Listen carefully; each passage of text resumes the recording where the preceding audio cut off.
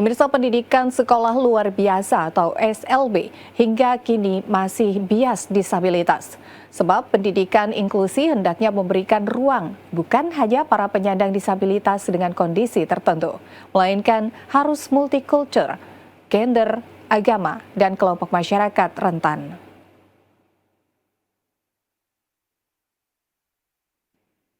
Praktisi pendidikan inklusi, Fitri Darsini mengatakan, kelompok-kelompok masyarakat yang rentan seperti rawan putus sekolah, ekonominya bermasalah, marginal bawah secara sosial, mereka yang bermasalah juga harus dilayani dalam dunia pendidikan kita.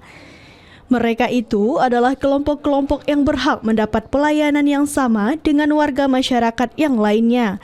Tidak hanya disabilitas, penyandang disabilitas adalah salah satu bagian dari kelompok yang rentan ini.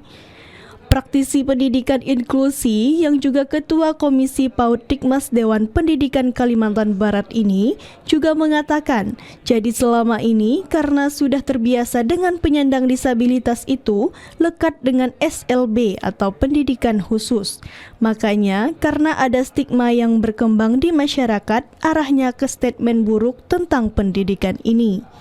Akhirnya seperti ada upaya untuk mengganti istilah pendidikan khusus atau SLB ini dengan sekolah inklusi. Nah, itu yang akhirnya pendidikan inklusi ini jadi bias disabilitas gitu.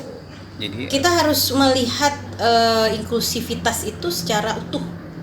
Jadi namanya inklusif ya, semua keragaman itu harus dilayani secara berdiferensiasi ya.